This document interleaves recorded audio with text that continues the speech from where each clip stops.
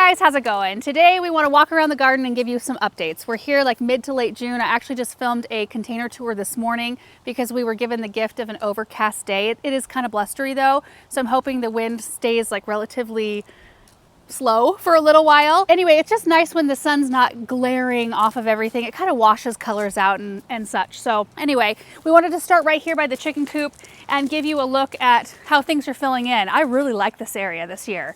I think it's really pretty. At this point of the season, I'm happy I didn't remove the daylilies. I threatened to do it every single year, but they look so pretty during their first flush of blooms. Those are the variety called Going Bananas. And then we've just got a jumble of really pretty things in here. Lemon Coral Sedum is a winner. It's a winner everywhere we've put it this year. And it's something that I think I want to order more of next year because it makes for such a tidy border. You know, and I like the look of Super Petunias kind of spilling over into the gravel and such as well, but sometimes I want that clean kind of line, and I know Aaron loves that. Loves that a lot. The interesting thing about the lemon coral this year, not so much here, but in other spots, is that it is blooming. And it's a pretty little bloom. It's like this little spray of yellow flowers. But I don't know that it's necessarily supposed to do that as quickly as it has this year.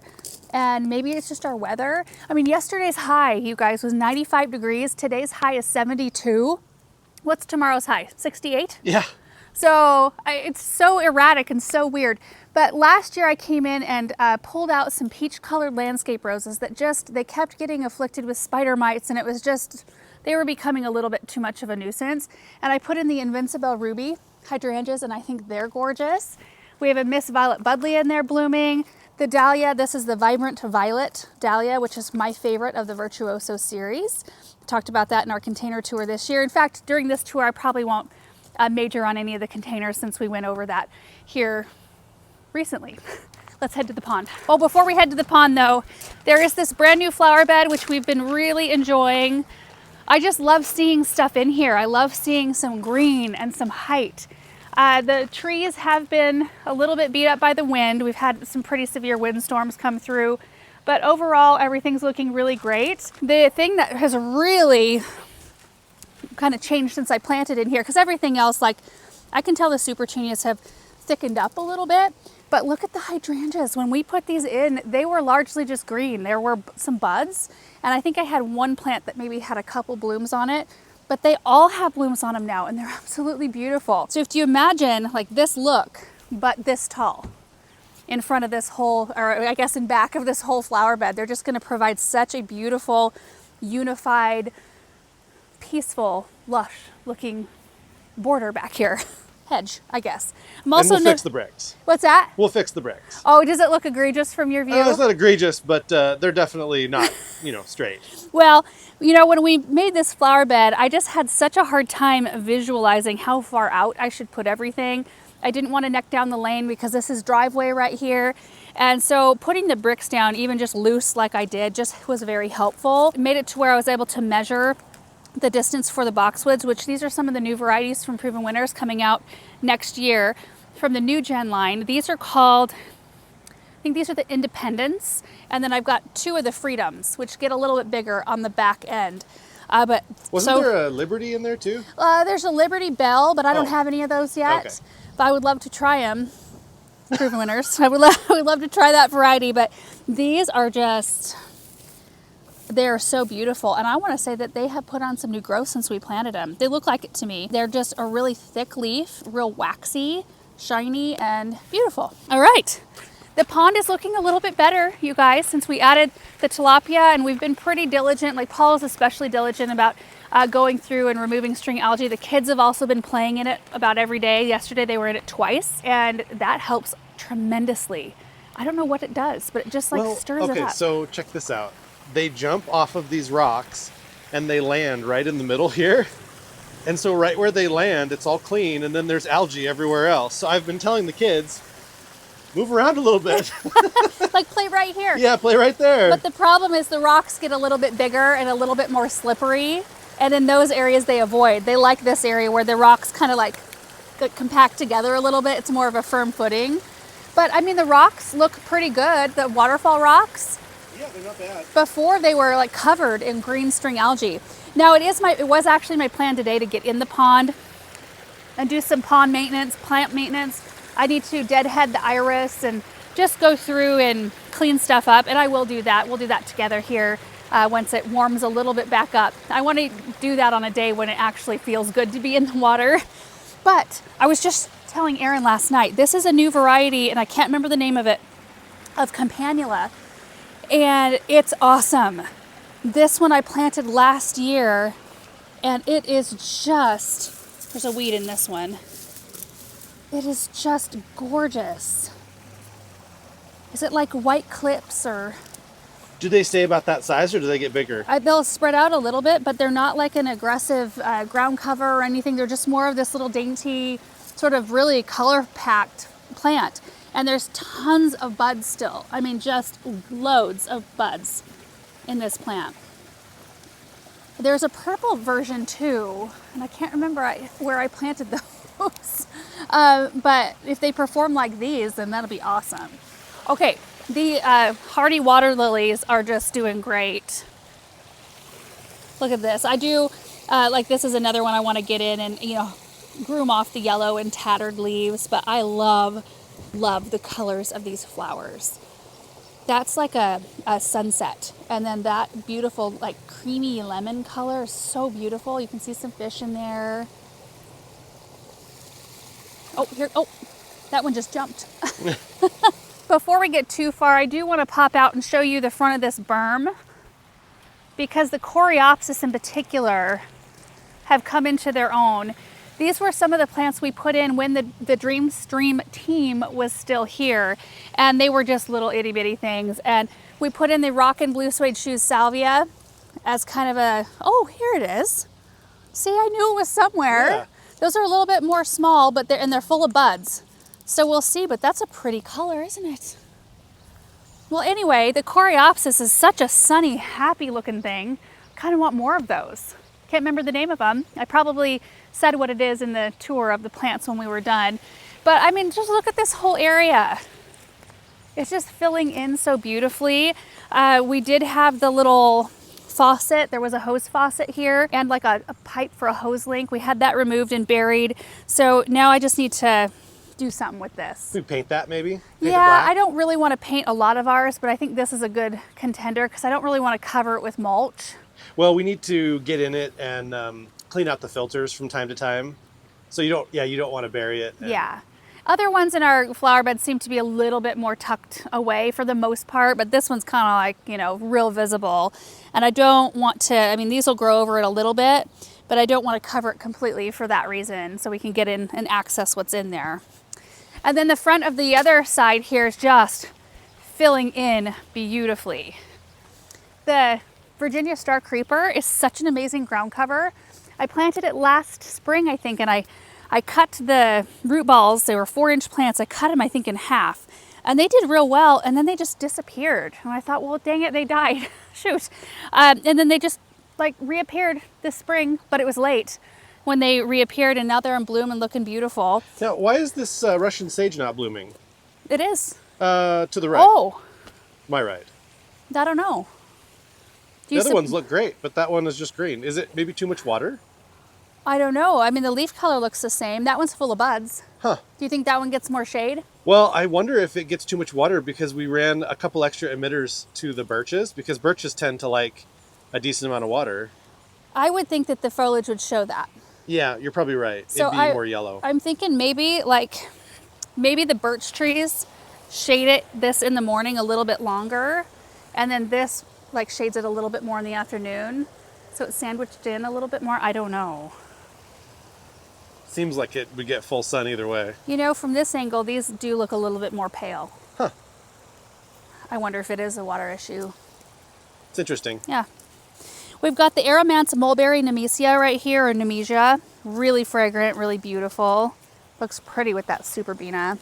More Rock and Blue Suede Shoes, salvia throughout this whole area, and then the occasional sweet potato vine. I think I only got I only got 5 of the Sweetheart Limes this year. I don't know what was up with that, but they were in with another variety. This is my favorite one, though. We planted this Catalpa this spring. Look at this. This adds to the fragrance in the area, big time. Look at the blooms here. So pretty. Look at that. We just have these everywhere now because they're an amazing plant. Okay, let's pop back in here and take a look at the rest of the pond. Yeah, well, this is looking pretty stunning, and so is this Russian sage. There's another one of the campanula, a darker colored one. Huh. We've got plumbago in here. We've got a bunch of things. The plumbago has really started to spread, which I love. This one bloomed. It has already bloomed. No, it's getting ready to bloom. It's got buds all over on it. And so it blooms really pretty. Oh, blue blooms right there. And then the foliage turns bright fire red in the fall. They are really an amazing ground cover. And then we're trying out some other stuff. This is Beaujolais loosestrife. We've got a cotoneaster called Little Dipper. It's doing exactly what I want it to do, so is this one. So I planted the root ball right here, hoping that it would grow over these stones and sort of soften them. So you see like little peaks of the stone instead of the whole thing. And that's my goal for this whole area eventually. The black hawk grasses are looking great. Everything really has just filled in, just hugely, minus my sempervivum planter. That is my personal shame for the day. I need to redo that planter. Look at the lilies in here though. Look at them. They are so gorgeous. They think I'm gonna give them food probably. Yeah. Woo!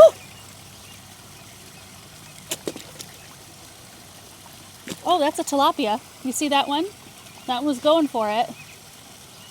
I didn't know the tilapia would get friendly like the koi.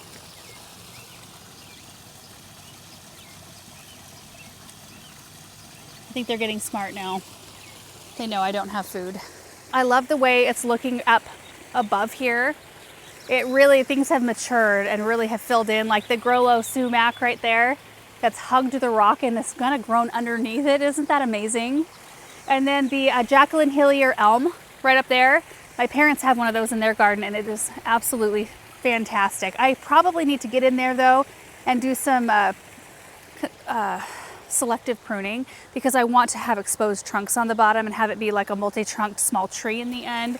But we've got Joe Pye weed coming up. Of course, all the Russian sage looks great everywhere. Hardy geraniums in here. Oh boy. We've got a dry rudbeckia. Ooh, and maybe a dry dogwood, possibly. I wonder if it's just the wind. Well, now that's not just the wind because you've got other ones right next to it. I think we might have a drip issue right here. Have to take care of that later. Right in here, we've got the chamomile that we started from seed last spring and planted it out here, and I love it. I almost think it would be beautiful just to like mass the chamomile along here. Miss Violet Buddleia. And we've worked on planting a few things out here. We've got the Cupid's dart and then some of the foxglove that we started from seed in here. See, this one looks like it's a little dry too. And then we planted a few chaste trees last year, and this spring I thought that they had died. It's kind of like the Catalpa thing. When we very first had planted the El Nino Catalpas, I didn't realize that it just takes them forever to come out of dormancy. Either that or they come out of dormancy at the very base of the plant and you cut them down and then it keeps them smaller in colder climates. So that may be what this chaste tree is going to do. I think this is the blue diddley chaste tree and it's just full of buds. So this will be a really pretty blue colored bloom when they do come out and bloom. I think I would like to, before we head over here, I want to head back to the high tunnels and take a look in that area. We just got a load of plants in yesterday. There's a lot going on back there. You know, on the way back to the high tunnels, there's quite a lot of other things to look at. I do want to talk about this project that we have upcoming back here that we've brought you along for up to this point, but we have planted some really nice things in this area. We planted up this new little, perennial sort of area, and there's a few annuals in there. We've got some pulmonaria planted at the base of this spruce. We planted some oak leaf hydrangeas in here. It's just a really pretty view, I think, through this area. You should talk about what we want to do with the little seating area back here. Yeah, and I may have mentioned it in a video before when I was planting the hydrangeas, but I think we're going to take out like up to this rock and carve this whole section out, probably back into here, and have like a little stack stone wall built right in here, and then have a little seating area. Because we found that this area, because it's directly under the canopy of this tree, stays shaded for quite a lot of the day. It's a really pleasant place to sit, and the kids love to play right here, especially it's the most shallow part of the pond, which is great. But we kind of wanted 2 seating areas anyway. We had intended on putting just a bench right here, but that's not going to do. It needs to be big enough to where we've got comfortable furniture in here where it makes you want to sit for a while. And that way we can enjoy this half of the pond / dream stream, and then we've got the other seating area for the other side.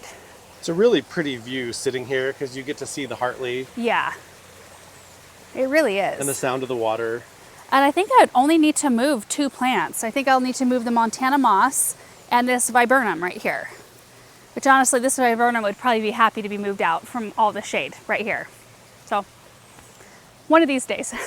First, we have to tackle this project, which, Aaron, it's gonna start, what, the 30th? Mm-hmm. So right at the end of this month, we are going to start in with this project. So we'll be continuing on with the walkways, which we already did a video walking you through the whole, how we're gonna form up everything, where the lawn will be, where flower beds will be, and all of that. So I'm very much so looking forward to that being done, and all of this, you know, just stuff being picked up and covering over the powder dirt with things. I have enjoyed having these trees. I don't know if that Leyland cypress is gonna survive. Yeah, we've had them look like that before though. We have. This one's looking pretty sketch though. It's soft, it looks super brown, but it's soft still. Didn't the root ball crack on this one? Oh yeah, both of these actually. The cedar as well back there. The cedar doesn't look like it minded it though. No. This one's just a little, we'll see. But yeah, the addition of all of the locust trees back here has just been kind of a game changer to this area. You know, we'll have flower bed here that'll wrap around, but then the grass will extend and it'll come around and go around the trampoline there. So it'll be a really nice mixture, I think, of lawn space and yeah. You know, I've been reading up on fire resistant plants and lawn is recommended. That's like I'm sure it is. That's a barrier. Well, I'm like looking for any extra reasons we could add to our list of why we like lawn. Oh.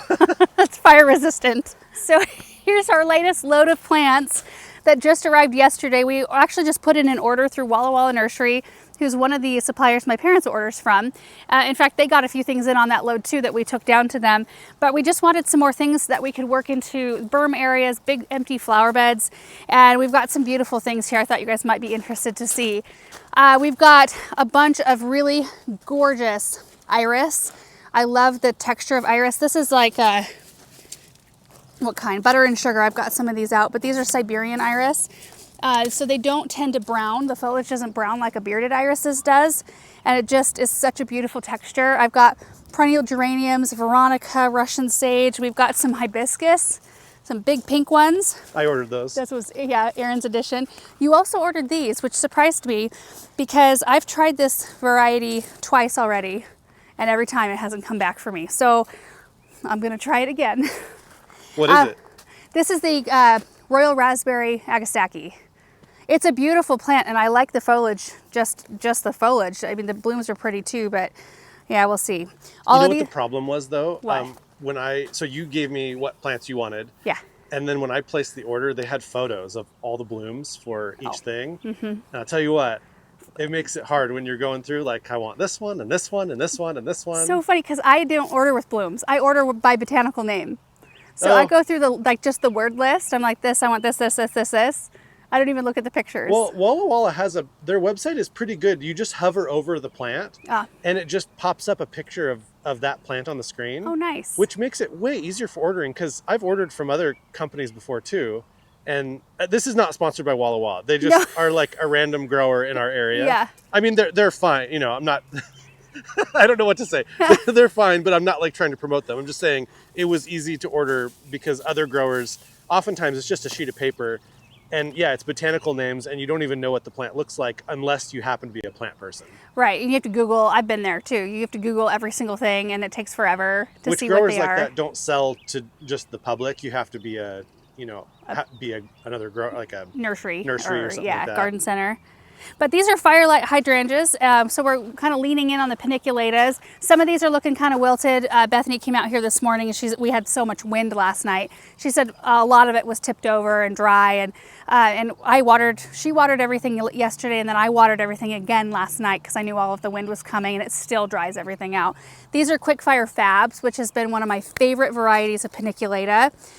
These look like they're a little on the yellow side, so we'll see. That's kind of a weird. Firelights look a lot darker green. This is a Celtic Pride Siberian cypress. I planted one of these at the church that Erin and I go to, and it's the only time I've ever planted one. And I thought, well, we'll see what happens. And it looks so beautiful. It's kind of a ground cover evergreen, but they're really soft and they're a really nice color of green. So I thought we could tuck some in somewhere. We got some space for that. We've got tater tot arborvitaes, black lace elderberry, perennial geranium here, and then this right here, most of it is part of the spring meadow load that came in, except for we've got the firefly fuchsia yarrow that came in yesterday. Yeah, you can see where it's like recovering from being dry and blown over. I like this one a lot though. I do too. I like the color of it. It's such a happy, it's kind of like the firefly yellow that I just planted. It's such a happy firefly sunshine.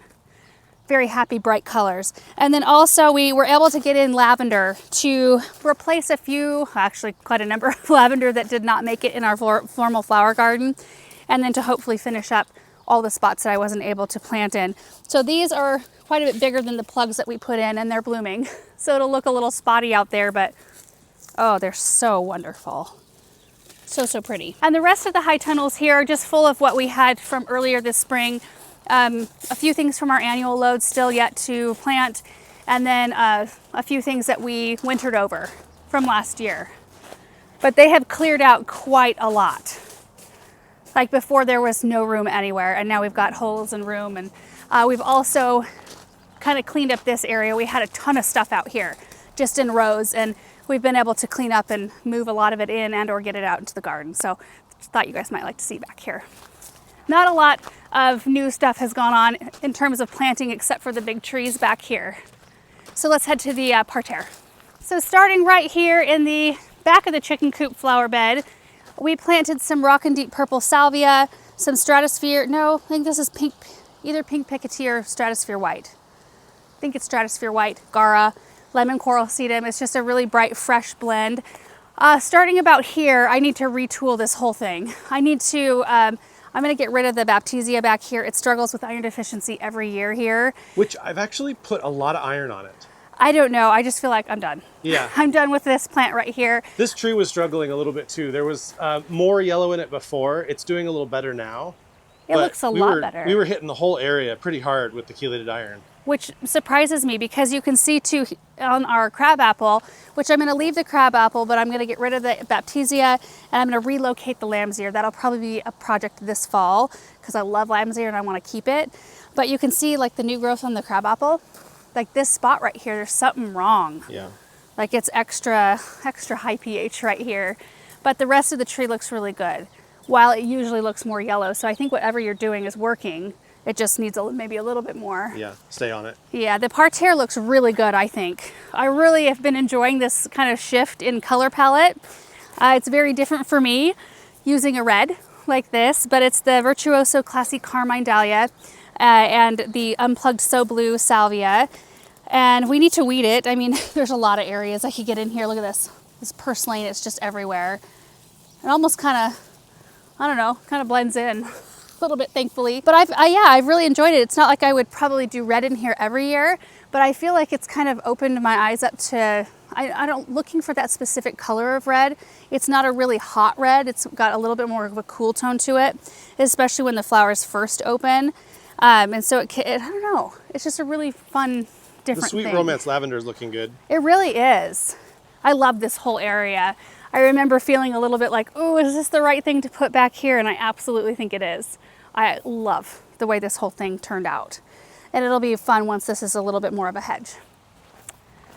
Oh, are you sneaking on me? Yeah, I was. What are you doing? What you doing, babe? All the containers back here have been really fun this year as well. We've got some really neat ones. Well, I talked about this in the container tour, all of these. So we'll gloss past them, but I've really been enjoying them quite a lot.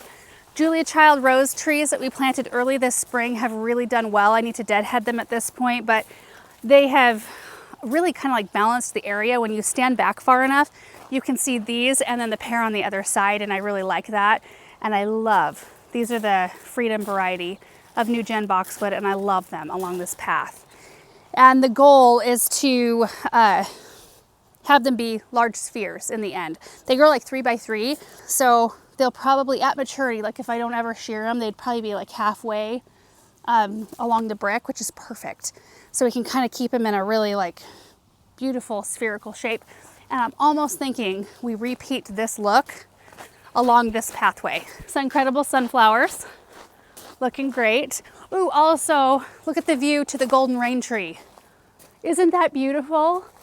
It's the messiest tree you could ever plant in your garden, and it was here when we moved here, but I wouldn't trade it for anything else. I think it's just so spectacular. Now, I think that we're actually a little bit happy that this spot has taken a while, because we were just talking about this morning, we need to pick up the stones here. This project will happen after the backside of the dream stream. We need to eliminate that walkway, and it needs to be right here, because we've had people over too, where people come through here, walk through the grass. This is where they want to walk. They want to walk right here to the Hartley. Nobody ever goes and uses the stones over there. And so using a space for a little while before you commit to hardscape, it's kind of a good idea sometimes when you're not sure what the flow is going to be like. So I think we'll have a smaller walkway here. We'll eliminate that. And then we will probably have one right in here still that leads you to the fireplace. And if we repeated the boxwoods along here, I think that would be a really nice look. And then we back it with really abundant, more cottagey looking things. I also think we have room for another tree, like right in here, and then one on the other side. Maybe not the same tree, but just something for a bit more vertical interest. We need to replace this evergreen. I planted this evergreen this year, and I loved it, but I think it's pretty much dead. Paul ran drip to it immediately after I planted it. There is a little bit of life, and you can see there's a hose running to it. Bethany's been slow, like giving it a slow trickle of water. It's a zone 7 anyway, so maybe it saved me the heartbreak of like limping it along for a couple of years and then having a winter take it out. I don't know. And it's possible too, if we left it, it could bounce from whatever, afflicted it. Sometimes plants just shock and there's not a really good explanation as to why they do what they are doing. Before we head over this way, let's look at the brick patio. First of all, what's going on over here? What are you doing with your veil? Isn't that a skirt?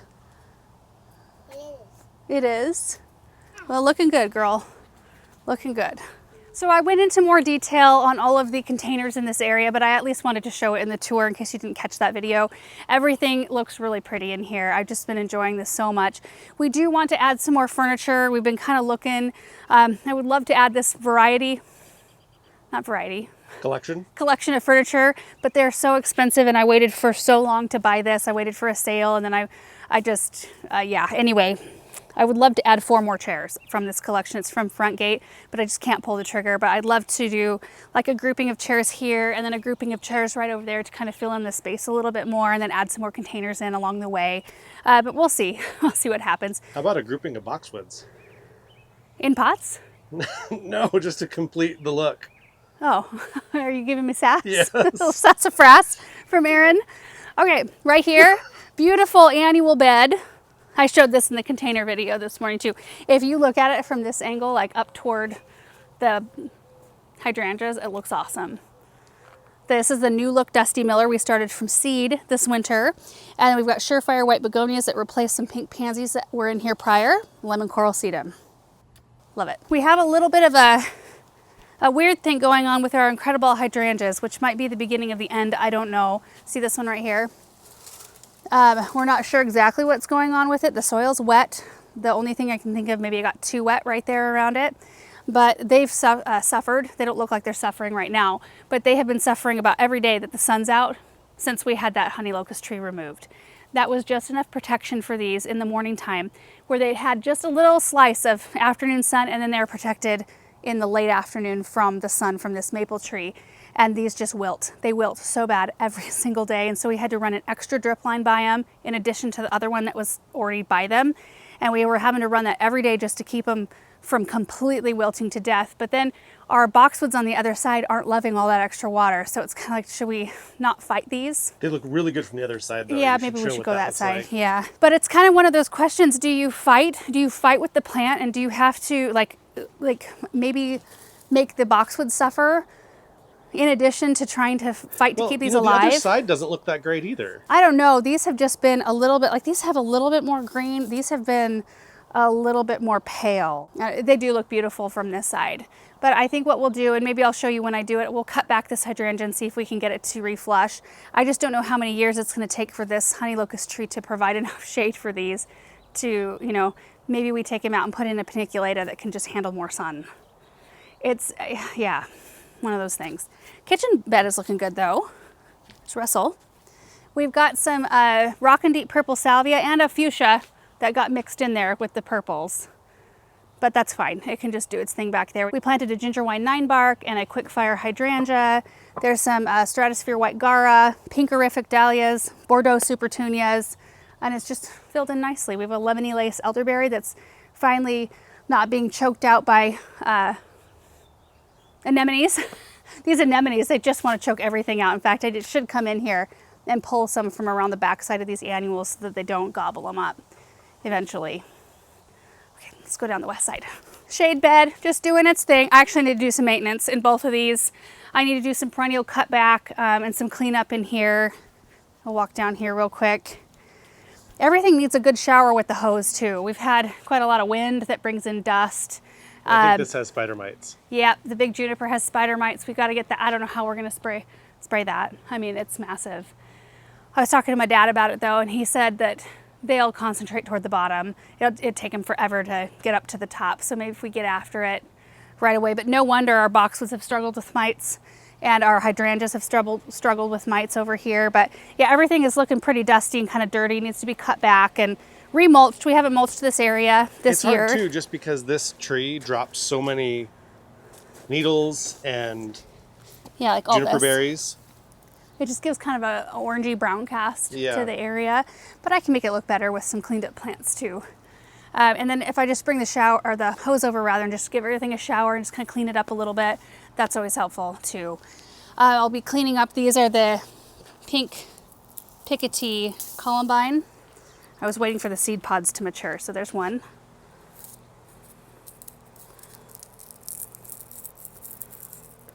You get so many seeds from each seed pod.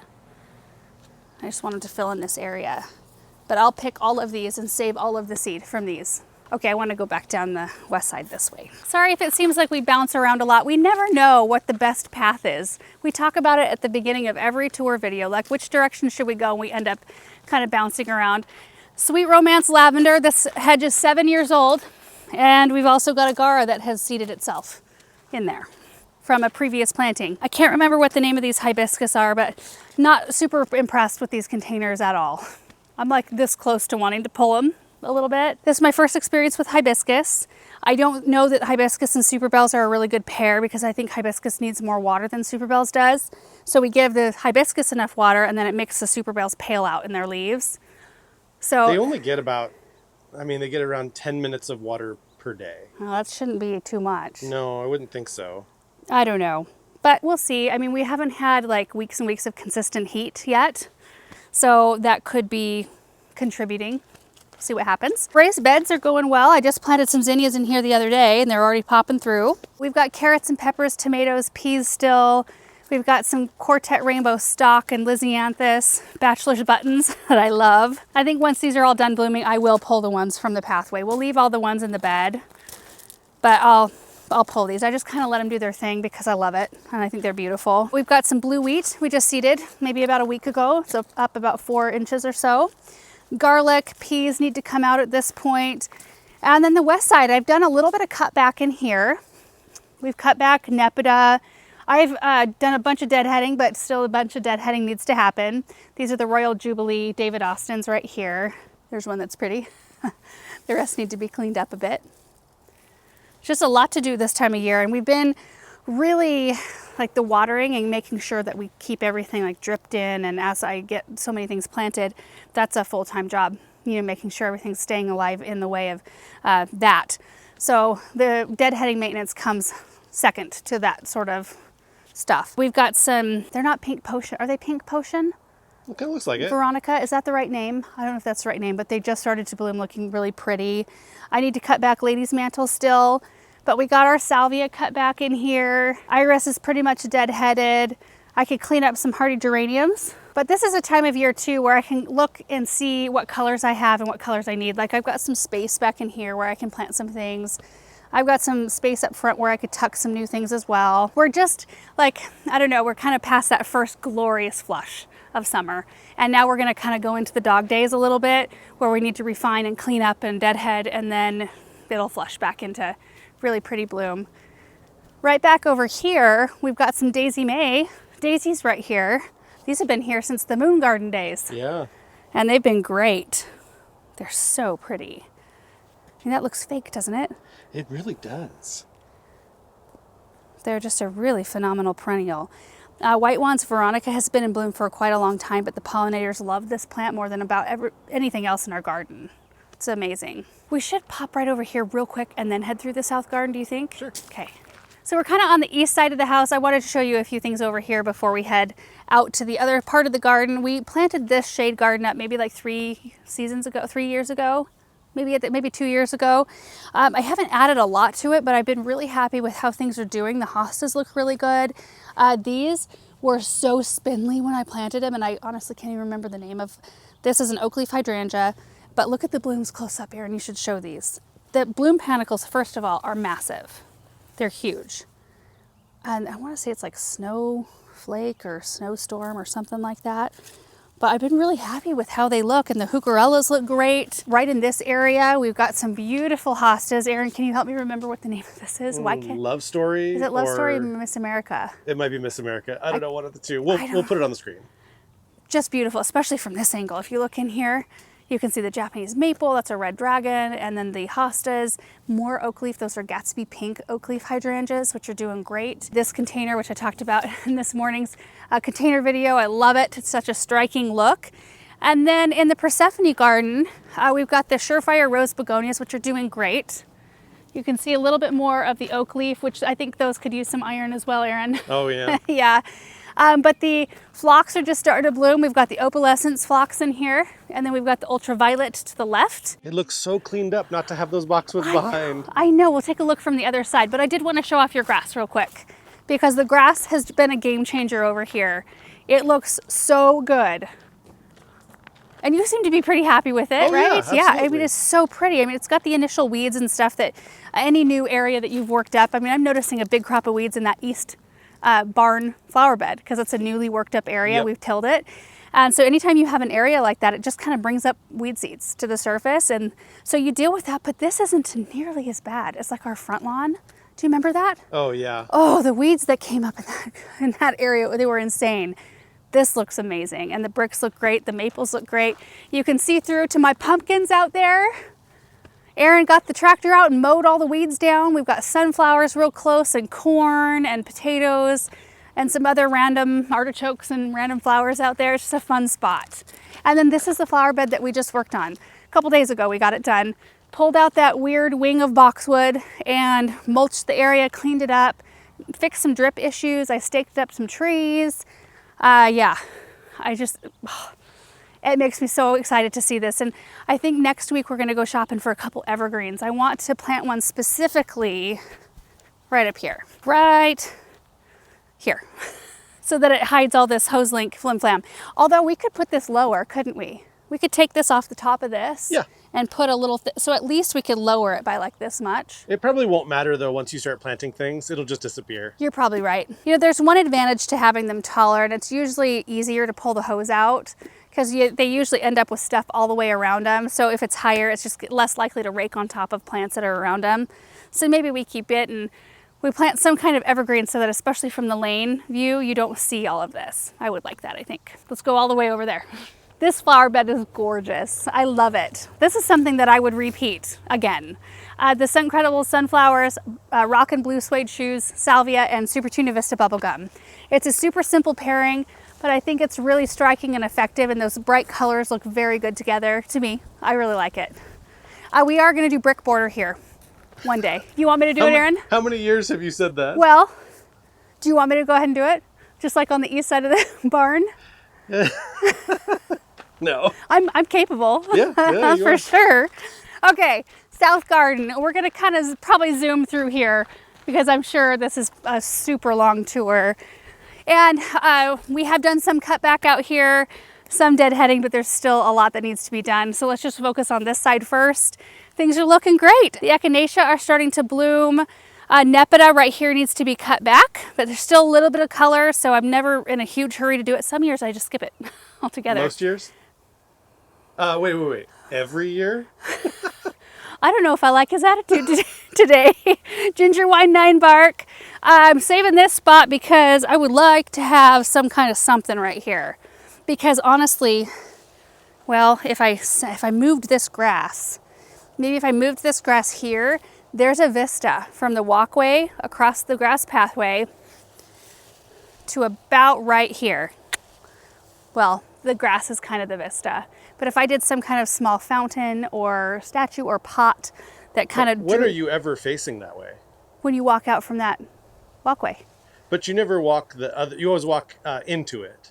No. You never come out, right? No, I don't think so. Okay. I don't know. Either way, I was kind of saving this space because I thought something more hardscape-esque would look good out here. But we've got some real pretty Veronica starting to bloom. Look at this. Oh, this is a weed. This is not a plant that I want in here. Shame. Okay. Oh, and this one too. My goodness. See, if you just wait long enough, you can spot them real easy.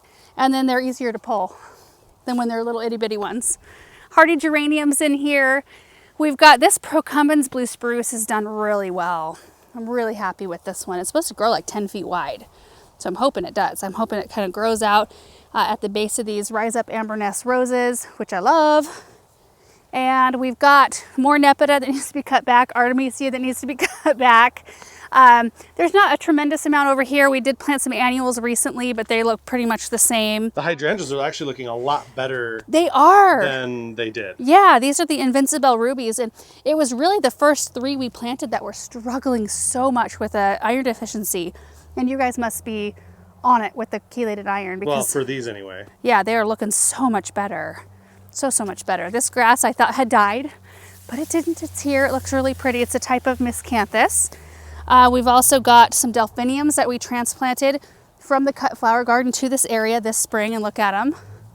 They don't seem to have minded the transplant. We've got a Durvella Kodiak Fresh, which is supposed to be this bright color, but I do think it would benefit from a little bit of protection in the afternoon because it does want to burn a little bit. A little bit of burn on its leaves, but Do we need a big tree over here? well, you remember I had you out here the other day because I was going to plant a crabapple right here. We need a bigger tree. That's what we decided. Yeah. That it needs to be more of a shade tree sort of situation, which means this pine is going to have to move, which means I can't flank the walkway with another one of those skinny spruces, which is fine. But we do need vertical and more shade right here for sure.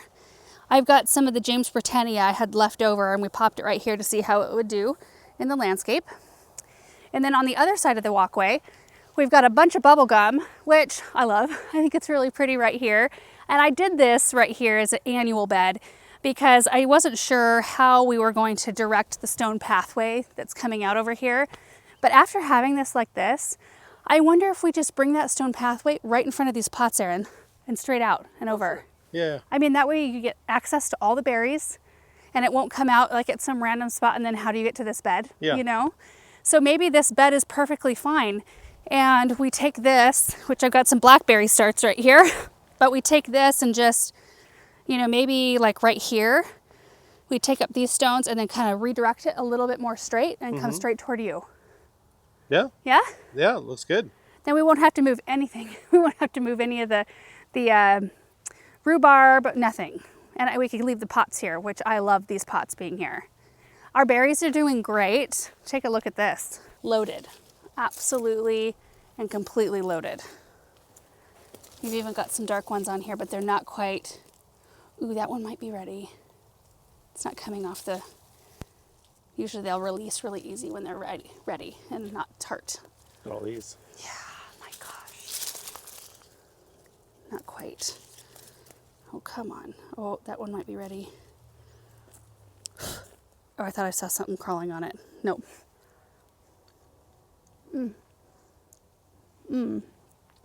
Not tart. That was good. First blackberry of the year. You want to eat it? No? That one's better. Oh. White Niagara grapes are doing fantastic. Look at this. Just absolutely loaded. Look up in here. We're going to have some good juice this year. Our table grapes are a little bit further behind, but still, look at this.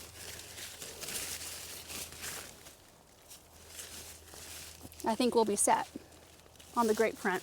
And I think we're going to be set on the raspberry front too. These are the Heritage Red Everbearing Raspberry. And they're already forming up fruit, even though I mowed them all the way down. And then these are the Fall Golds right here, which I'm noticing there are some fruit forming up. These are always a little bit lagging behind the red ones. But they all look very healthy, and I think they've had the proper food this year. I've actually fertilized them twice this year already. Usually they get it once a year, maybe. Okay, we got to keep going down this row before we head to the formal flower garden. Stokes asters are looking so much better this year. They struggled all of last year after we planted them. I was really kind of not confident in the plant at all. They look great. Opalescence Fox was a new one planted last year as well. We've got some Amsonia. There's a Firelight Hydrangea. Should this be not as bright? I don't think so. I think it needs iron. Okay. We've got some Phlomis right here. There's some Supreme Cantaloupe Echinacea. I don't like most double Echinacea, but I like this one. I think these are really pretty. I just don't think double Echinacea are as pretty when they're spent.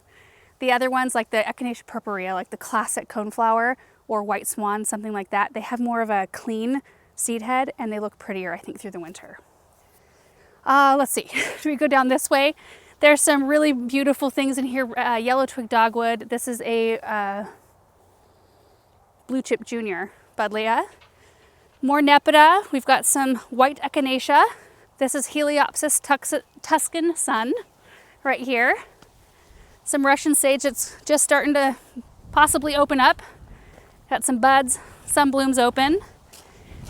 Ooh, here comes the breeze. Now we just recently planted up a bunch of annuals in here and I am excited to have this all mulched.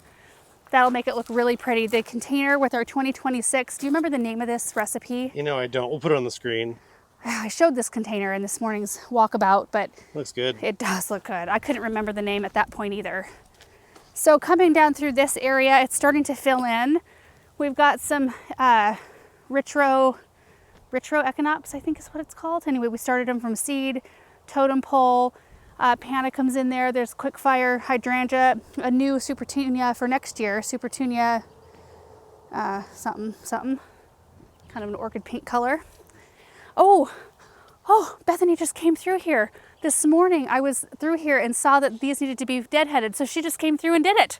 Oh, I love it. So Flavorette Honey Apricot roses, highly recommend this rose. So these are kind of on their way out, but look at how many roses per stem. I did a reel where I showed 3 stems cut from this plant and how beautiful of a bouquet it made just with 3 stems. They're backed by the Agastaki, Anise hyssop. And then in this space here, we've got some foxglove we started from seed, which are looking better.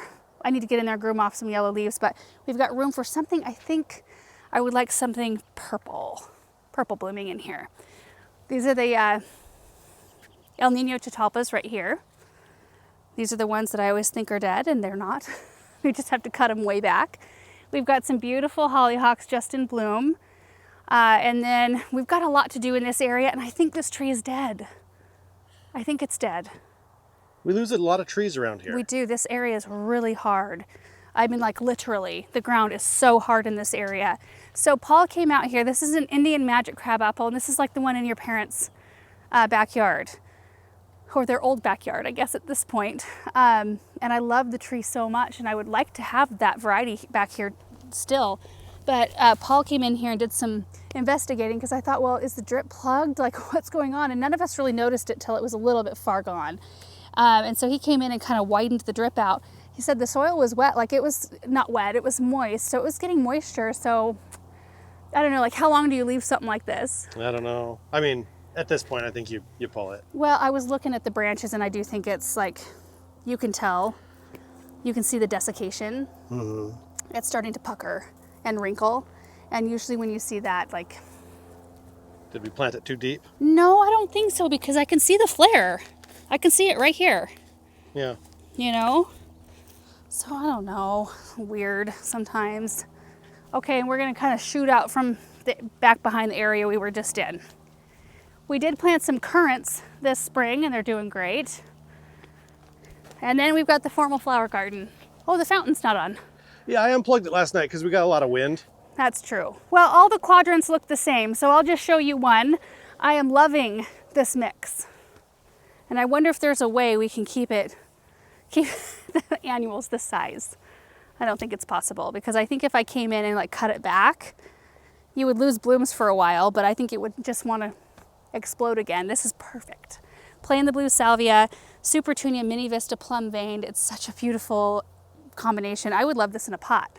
Like the salvia as a centerpiece with that Super Tunia around it. So pleasing to look at. We just recently planted the Sweet Romance lavender. So you can see like right here, there's a few areas where, I don't know, I could cut them back and see what happens. But I think what my plan is going to be is to come along and replace anything that looks like this with the new ones I just showed you back by the high tunnels. I think I'm gonna pop these in some soil though, in the back, and just give them some time and they'll probably come back. A few of them looked a little sketch when I planted them, and I did it anyway, put them in anyway because it's a place marker. I had all the measuring equipment out that day and I didn't want to have to bring it back out. So I thought as long as there's something there, I'll know exactly where to plant a new one if I need to. So that quadrant in the back corner is doing the worst in terms of lavender loss. But I think it's going to be a glorious look once they've all filled in and have done their thing. They're so, so pretty. The lindens are doing great as well. We should go look at the strawberries. Aren't these awesome, these strawberry beds? They've kind of gone through a little bit of a lull. Like we had a huge crop. Well, for first year plants, a huge crop. And now they've sent up a bunch more stems with blooms. We might find a few red ones in here. Here's one that's starting to get a little bit more red. But we've got these two beds are seascapes, which are an everbearing. And then these three are everbearing as well. And then the other three beds are June bearing. So those are done for the season. So we're really only going to be harvesting from 5 of the beds, 5 of the 8 throughout the whole season. Here's one. So pretty. We've harvested some big ones out of here too this year already. I've actually been out here twice when the drip turned on. Like I was planting the lavender at one of the times, and then I was planting a corner, some Stardiva scavola over there when the drip turned on, and this bed right here keeps popping a drip tape. Oh. Right here. And I get it on as tight as I can, and I keep forgetting to tell anybody. Anyway, it just shoots water like into the other bed. So like it's just watering something else down the way, but anyway, we'll see what happens. Everything else has been solid.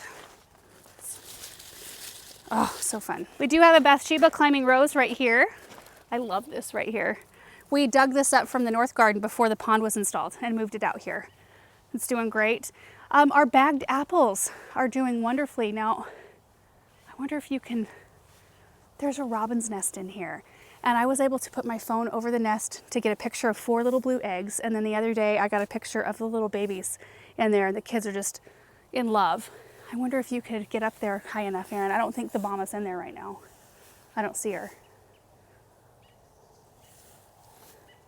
I think I hear her. Yeah. You see anything? Oh, I guess you can't see. No, I can't. Yeah, hopefully that's pointed at him. I think we're upsetting her though. I can see her. She's up in that locust tree looking at us, and it looks like she has a worm in her mouth. Let's get out of here. She has to know by this time that we mean no harm.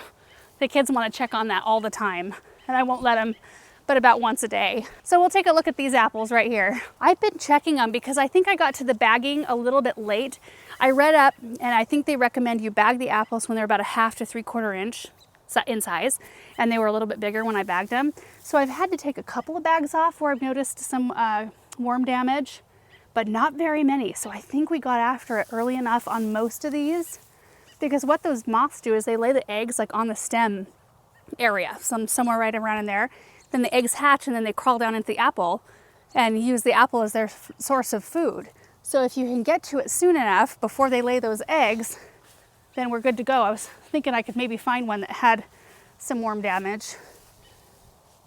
But I've been pretty diligent about checking all of these. Oh no, here's one. Okay, so this is one I bagged. So there was eggs on that one already. So we just get rid of that. But most of these look pretty darn clean. It's a really fun experiment. Okay, let's cruise through the loop here. The annuals are looking great. Look at this, Super Bean Violet Ice, Carolee Petite Pink Gara. I did plant some Agastaki in here. We haven't mulched this area yet, but boy, when we get to that, that's gonna look so sharp. You know, the roses, I know you planted those as bare root. Yeah. And they just haven't, they look pretty, like the blooms look great. Yeah. But they just haven't really bulked up yet. This area, I had to almost lay on the auger to get it to dig a hole this big for the hyssop. Maybe we need to throw a bunch of extra gypsum on here. I think this spot, I remember too when I was planting, before I started planting annuals or anything like that, like the soil here closer to the grass is softer because it gets more moisture. But the stuff inside, when I was planting bulbs early on before there was stuff in here, it was so incredibly hard to dig those holes. Yeah, so the roses, I mean, they're doing it, but they're not like thriving at max capacity. But everything else looks pretty good. The Eryngium that we transplanted looks great. We eventually turned this fountain off. I need to work some fountain details out or just get new fountains. We need the aquascape basins underneath. Probably so, yeah. Yep.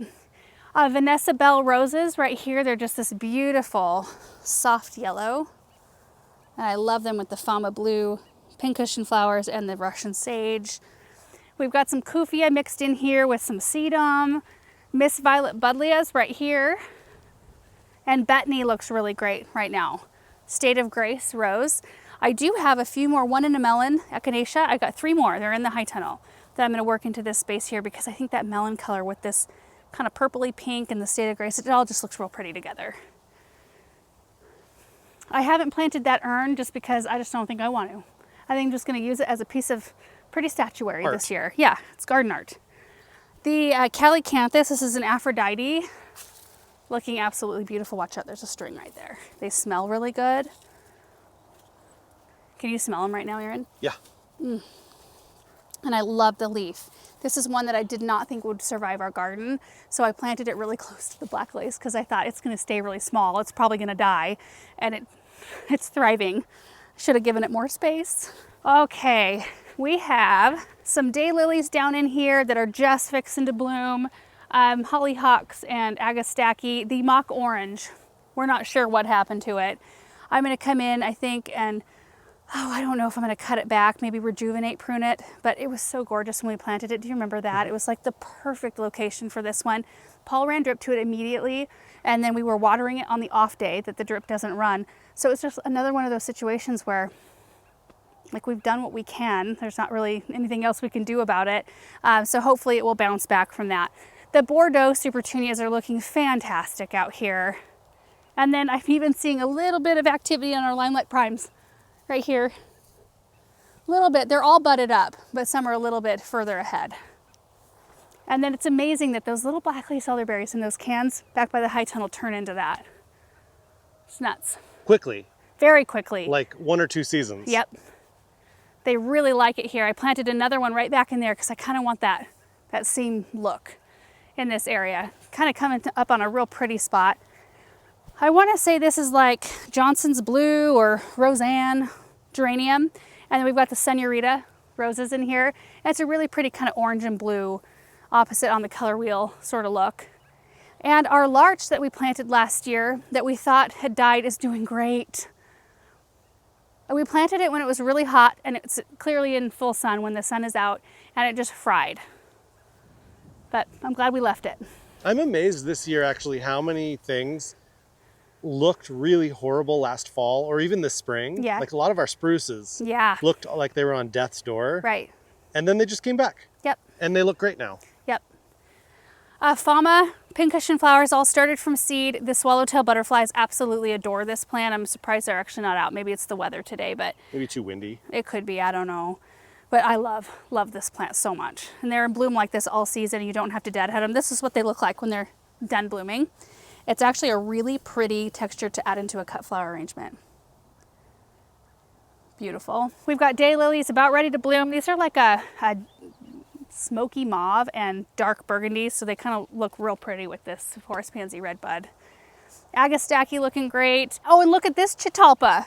I think this is the one we had to cut all the way to the ground.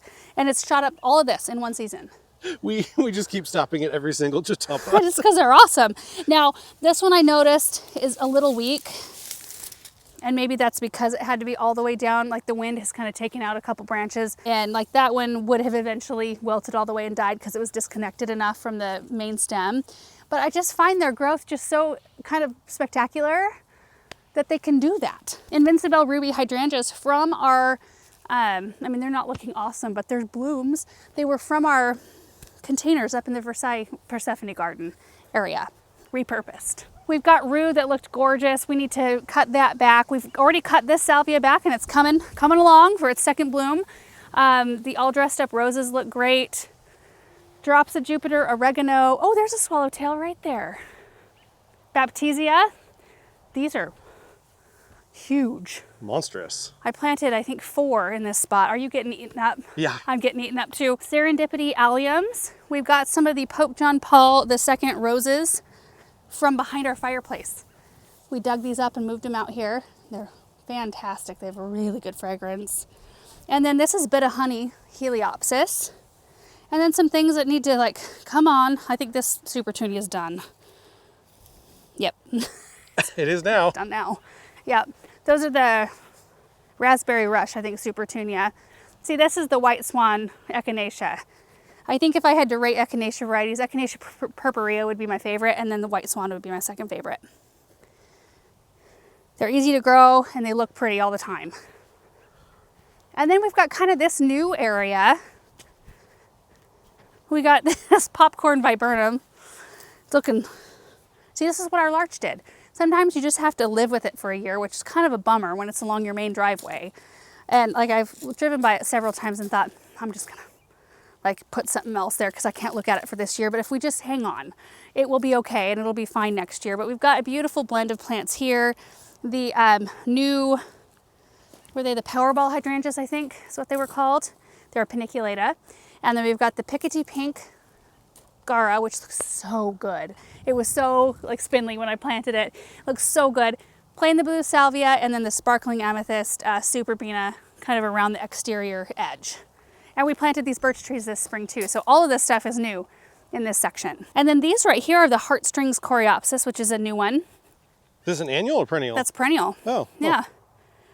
So I think I need to put something white next to it because then we'll graduate into our pinks and that's got a little bit more red in it. All right, so let's go around this section. Now this is the geranium I was recently talking about. So I dug these up and transplanted them from the north garden where the pond now is. They were in a location like on the back side of, on the north side of a fence and also like surrounded by other things that were shading them. So they were about this tall. They were growing and that's where they'd max out. They were real pretty. And I thought, well, they'd be perfect for the edge of the border out here. So I dug them up and moved them out. Like they look like this one right here all the time. Apparently, when this one gets sun all day long, this is what it does. And so it turns into an absolute shrub right at the edge of the border, so it looks improperly placed. I'm gonna have to move these. They're real pretty, but I'm gonna have to move them. Because at first they were a really great blend with our Veronica right in here, and now they're just kind of overtaking. We've got some pufferfish hydrangeas throughout here, which this is their best year yet. When I planted them, it was super late in the season and they were all burned and looked kind of bad. Look at the growth on the pine. Yeah, it's so crazy, isn't it? Yeah, the pines love it out here. They really do. We've got some agastache and some annuals. A lemon squeeze, nope. That's a Desert Plains Pennisetum right there. And then look at our smoke bush that we did a rejuvenation prune to. Looks so much better. I know, I just think I'll just do that every year. Like no matter what. Yeah. I'll just cut it down to the ground and let it be a smaller shrub. We've got some echinacea in here, a mixture of pink and white swan, and then some more geraniums. And I'm happy with how this spruce is looking. I think this is like a moonstone or something like that. And it was kind of starting to, you know how they get that kind of purple cast and then they start dropping needles? It was doing that, especially on this side, even before we planted it. And I got it in the ground and it kind of like went a little further down that path and then it stopped and it's looking really good and it had some really good new growth on it this spring, looking very icy blue and gorgeous. If the camera is shaking, it's because I'm trying to dodge mosquitoes over Yeah, here. the mosquitoes in just this area are the worst on our That's weird. entire property. Well, we were out on the gator, was it last night, and I had four mosquitoes. I looked down and there's 4 on my ankle. We've got some echinacea in here that look really pretty. I can't remember the variety name, but look at those. They're so unique looking. I think I got those down at my parents' garden center. They look really pretty with the pink geranium, which I do think could use some iron as well. Midnight Masquerade Penstemon was just in full peak bloom like a couple days ago. And so we're gonna get close to a Still shear looks back. pretty good even when it goes out of bloom. You know, it really does. And It's got an it's interesting look. especially once it's lost all of its spent blooms, the seed heads that are left behind look really pretty in flower arrangements and they look really pretty in the flower bed. So sometimes we don't even shear them back. What are you gonna do right here? Some kind of structure. And flower beds and then maybe like the pondless waterfall or something out here. But I gotta land on a structure that I like. That's hard. I did find one that I liked. Do you remember the price tag on it? Oh yeah, what was it, like 50,000 or Yeah, something stupid? I found a metal gazebo. I thought that is beautiful. I would love that. So I looked it up and I expected like 10 or 12,000, you know, which that's steep. $56,000. No, I can't put that in. Okay, our forest pansy's looking pretty good. What about just putting another Hartley back here? Oh my gosh. Yeah, why not, Erin? Yeah. We've got more echinacea. The Niagara Falls panicum are awesome. Look at those. And they get 4 feet by 4 feet. When they send up their bloom stalks, I mean, they'll get this big this season. They're just so bold and so beautiful in their color. I just love it. They're so pretty. We've got some real nice, this is Yellow Brick Road sedum right here. Some salvia that's been cut back. Right around here, we just planted some paired roses, so they're on the small side.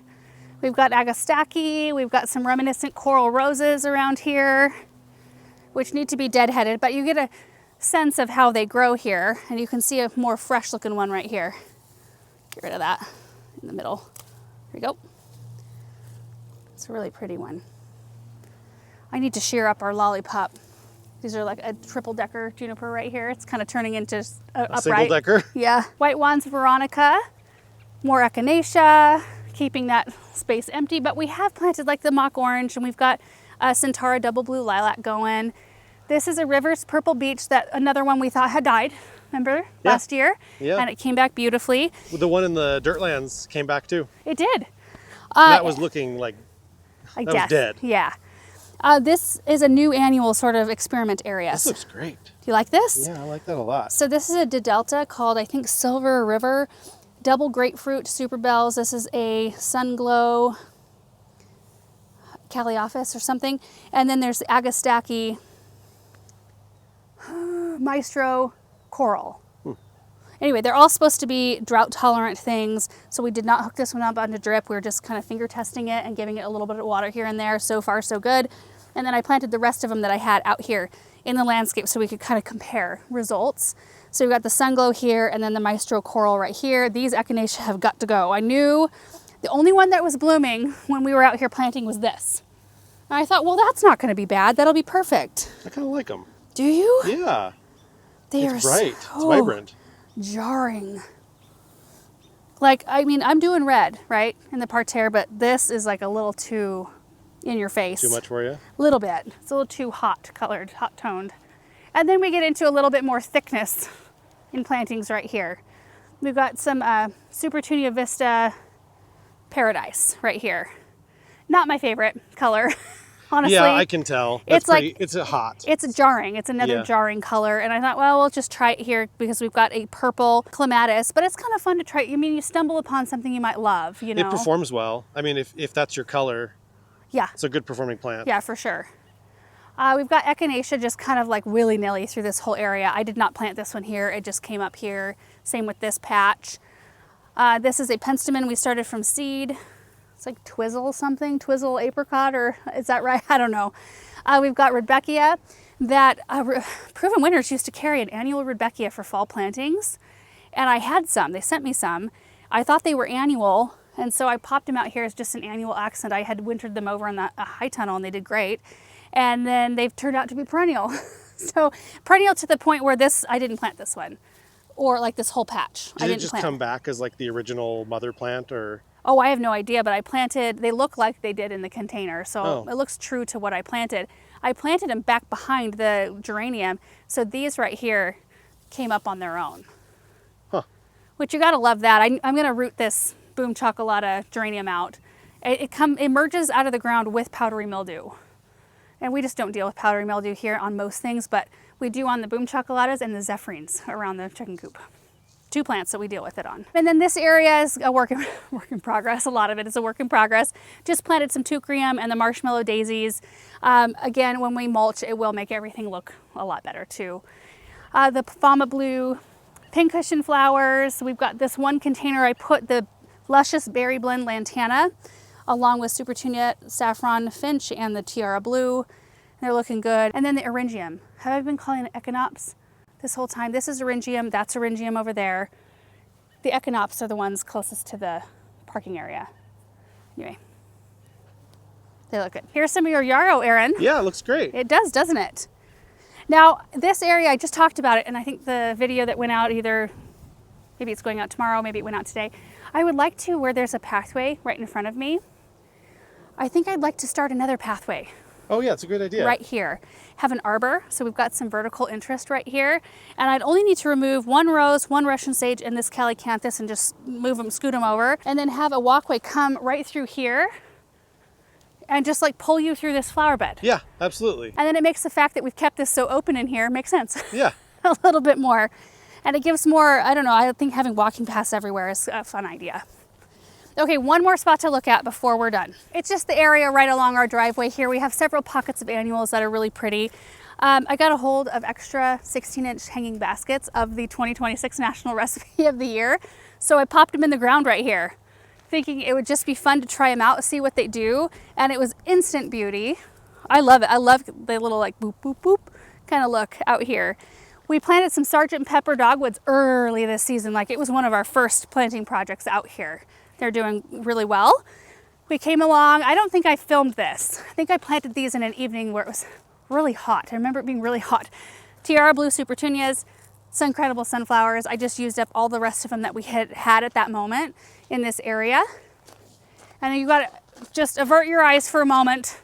We have Stokes asters trying to root in. Don't put those in a focal area unless you're okay with waiting at least 1 season for them to look okay. Super Bean Whiteout.